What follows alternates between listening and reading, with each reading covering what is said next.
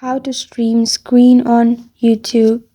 Hi everyone, it's Sophia to assist you today. Without any delay, let's jump right in.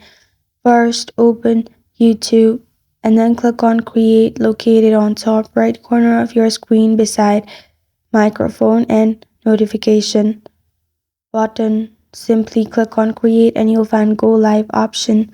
Click on Go Live and then you'll find this kind of screen pop up. In here, you'll find three options. You can also schedule your live. If live is not available, you need to download software, which is OBS Studio. Simply search OBS Studio and download this. After it's downloaded, turn on and then your live stream will be available. This is how to stream screen on YouTube. Thank you for joining me today. If this video helps you out, please leave a like and subscribe for more. Got a question or want to suggest a topic? Comment below. I'm Sophia signing off. Until next time.